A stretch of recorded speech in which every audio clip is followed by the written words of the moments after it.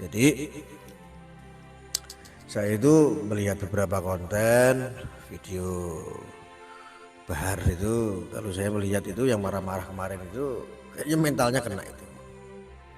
Kasihan saya sebetulnya. Karena apa? Beban derita yang dia tanggung itu sangat dahsyat sekali. Selain dia dihabisi oleh kaumnya, oleh habitatnya, dihabisi habis itu Bahar. Kasihan juga saya. Tapi ya gimana ya, Bahar itu sombong itu gitu. Sudah tahu dia salah, memberikan sebuah statement yang salah, tetapi sombong seperti iblis gitu, tidak mau minta maaf, nggak mau mengklarifikasi dari ucapan-ucapannya. Nah, itu kan orang-orang sombong itu kan seperti itu. Saya seperti si Bahar itu kan. Terus ceramahnya penuh dengan ujaran-ujaran kebencian, mengatai kiai-kiai ini curut, pribumi ini curut, anjing, monyet lah segala macam, goblok-goblokin lah itu kan. Ini kan sangat sangat luar biasa sekali itu. Artinya habis dia. Habis. Ya sekarang gimana nggak habis gitu loh, gara-gara Bahar itu semua dari keluarga Pak Alawi ini kan akhirnya ribut semua, ribut. Jadi ya alhamdulillah gitu loh, suara saya itu didengarkan oleh sebagian besar para alim dan para ulama, para guru-guru yang khususnya itu dari habaib. Ya alhamdulillah gitu. Habis banyak dia dicecar segala macam. Ya. Kabar dari langit seperti itu.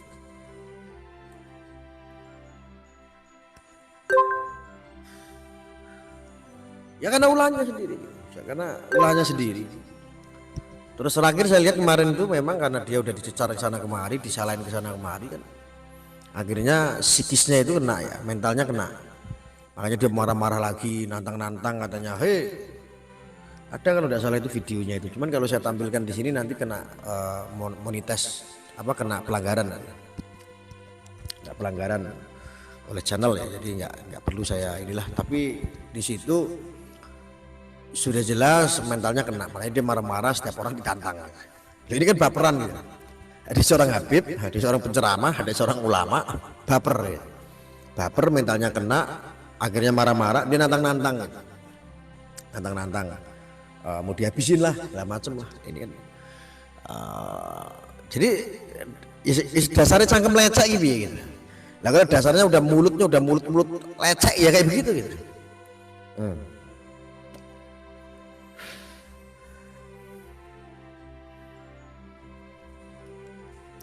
Ada Gus kalau pun mirsani buat usah dibahas. Ya nggak pantas gitu lah, maksudnya sampai dia menyombongkan diri ini loh saya ceramah ini. Saya ceramah di panggung, kalian kemana aja, dia bilang gitu. Kalian kemana? Kamu hanya di medsos saja teriak-teriak gitu. Saya dong tuh ceramah katanya. Loh, kita itu bukannya nggak mau ceramah atau nggak bisa ceramah, enggak. Kita tuh malu gitu. Menjadi seorang penceramah, jadi seorang dai itu harus bisa menempatkan diri sebaik mungkin gitu. Bisa menjadi tauladan, bisa menjadi contoh yang baik gitu. Nah kan begitu kalau orang waras, ketika kita itu belum bisa menjadi contoh yang baik, ketika cangkem kita itu masih lecek gitu, cangkem kita itu masih gateli gitu, harusnya untuk naik ke panggung saja malu gitu, malu. Saya sendiri undangan banyak, saya tolak nggak mau, kecuali yang saya terima hanya satu, orasi kebangsaan. Jadi lucu ya, saudara bisa lihat tuh kalau orasi-orasi saya itu di channel-channel sebelumnya. Artinya ini sangat memalukan. Kayak begitu kok dibanggakan. Lalu ceramah isinya ujaran-ujaran kebencian kok. Terus sejumawa itu, segila itu ketika dia itu mengintimidasi, memukul psikis orang. Loh, bangsa kita ini kan, Indonesia ini kan mayoritas agamanya Islam. Contoh, dia memukul psikis umat Islam ini, dipukul psikisnya dengan apa? Dia mengakuisisi sebagai seorang cucu Nabi. Di darah kami, di badan kami, di tubuh kami mengalir darah Rasulullah.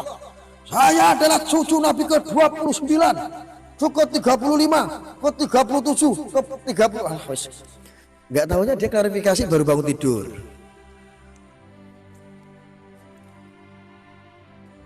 Jadi ini ngaco. Yang perlu saya kasih tahu kepada masyarakat Indonesia, yang perlu saya kasih tahu, khususnya ini adalah umat Muslim di Indonesia, saya kasih tahu kalian. Ya. Indonesia itu 80%. Pribumi itu 80% jurat. Jurat Rasul.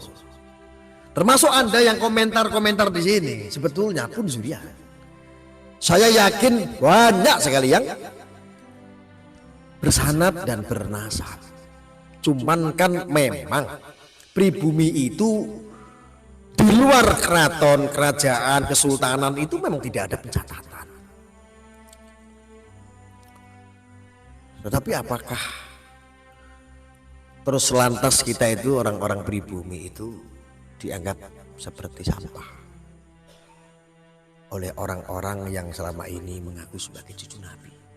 Terus apakah pantas kami sebagai orang pribumi, ulama-ulama kami, kiai-kiai kami terus dikatakan curut, dikatakan monyet, dikatakan anjing, dikatakan goblok? Kan nggak layak ya begitu. Nggak layak loh.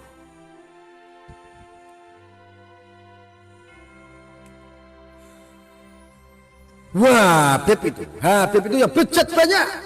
Ada bahkan nih, saya kasih tahu ya. Saya dengar kabar ini ada seorang ketua malahan. Dia menyandang gelar Habib juga gitu loh. Ini juga oknum ini. Bahkan hobinya itu ke diskotik. Ke diskotik. Ada oknum Habib hobinya ke diskotik. Mangkupuro. Wah, ada yang seperti itu. Cuman saya nggak sebutkan namanya karena saat ini bukti-buktinya masih kurang. Tetapi dari pernyataan saksi-saksi itu ada. Sampai purulnya ada purulnya. Masih hidup sampai sekarang. Ada. Nama diskotiknya itu kalau nggak salah itu diskotiknya namanya Pentagon atau apa gitu, yang sekarang kalau nggak salah udah tutup. Iya, saya dengar itu informasi kayak begitu. Yo ketua, yo Habib gitu loh, tapi ya saya rasa oknum lah. Kalau saya memukul rata Habib nggak boleh. Yo ada yang perilakunya seperti itu, tetapi ketika di mimbar ya seperti orang alim gitu. Seperti orang yang mulia. Iya. Tahu nggak kira-kira siapa? Cuman saya nggak berani buka, belum. Ya mungkin karena dulu ada terah juga sih. Datuk-datuknya itu yang melegalkan tempat-tempat diskotik. Maka ya pantas lah ketika dulu itu ada sebuah organisasi keagamaan yang dibubarkan itu, dia mendapatkan jatah dari diskotik-diskotik ya. Di kota besar ya wajar. Karena apa? Hargai dong kami sebagai pembuka mengawali datuk kami, mengawali pembukaan diskotik. Ya ada.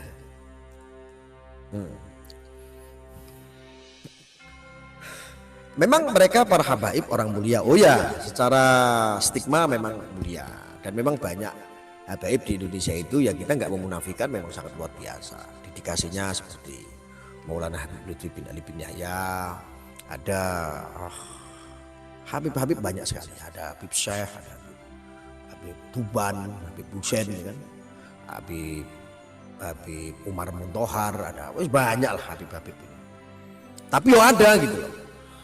Mereka punya sebuah lembaga yang sangat mulia.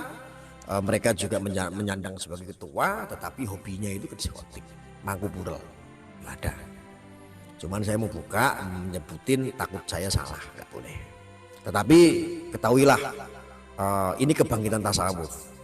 Sesuatu hal yang kecil yang tidak terbongkar bisa jadi terbongkar. Ini masya Allah. Ini kebangkitan tasawuf. Hati-hati. Orang yang dianggap mulia akan terlihat kebobrokannya. Hati-hati. Ya. saya tahu siapa itu Gus, jangan disebutkan dulu ya, jangan ya. Saya sedang berkoordinasi untuk mencoba menggali bukti-bukti itu, dan ini melibatkan aparat. Ada bukti ya, seperti kayak contohnya kayak CCTV ya, atau apa itu seandainya itu dibuka itu kayaknya kelihatan ada itu. Sebetulnya saya nggak aneh ya, saya sebetulnya nggak aneh. Banyak sekali Habib itu kalau di Cisarua Bogor ya, di Cisarua Bogor itu banyak orang-orang yang ke kafe-kafe yang sesa itu dia pakai itu ya, yang penyedot, yang rokok, yang asap itu pakai sisa, namanya sisa. Ada itu di Cisarua Bogor pun ya, diskotik Arab itu ya banyak sekali ya. Jadi orang awam pribumi itu kadang-kadang ketika melihat orang yang hidungnya mancung, kelihatan ke Arab-Araban, itu semua dipukul rata jadinya. Mereka adalah orang-orang mulia gitu, bahkan dianggapnya adalah Islam gitu. Ketika berjumpa, assalamualaikum ya habibana, begitu. Ada yang seperti itu, padahal aslinya agamanya bukan Islam, agamanya Kristen. Ada yang pakai cadar dari Arab, begitu dianggap. Cadar itu saya tahu, cadar yang kayak ninja begitu, itu sebetulnya tradisi Yahudi ya. Kamu jangan silau gitu, saya ngomong kayak begini supaya agar apa, orang-orang pribumi ini biar melek gitu loh, biar nggak buta amat gitu loh. Memuliakan seseorang terlalu berlebihan, menganggap sesuatu hal yang mulia itu hanya melihat dari fisik, dari luarnya kan. Itu perlu saya kasih tahu, saya jelaskan. Maka kalau seandainya dia dulu itu mengatasnamakan itu adalah sunnah, nggak ada sunnah seperti itu. Itu tradisi Yahudi. Orang-orang baik cadar begitu ada. Itu hati-hati, itu tradisi Yahudi itu. Ya, tidak ada perintah dalam Al-Quran kamu suruh kayak ninja begitu, tidak ada. Ya, jadi dalam Islam itu memang kewajiban kita ya, secara syariat Islam itu adalah menutup aurat. Menutup aurat pun pakai daun pisang pun bisa. Kalau kamu nggak punya baju ya. Yang penting nutup aurat sebatas apa ya, sewajarnya. Iya, lo udah ada apa ini? Nanya Gus, kalau bukti material, bukti rekam, jejak digital dan lain-lain serta saksi-saksi telah mencukupi untuk mengajukan gugatan.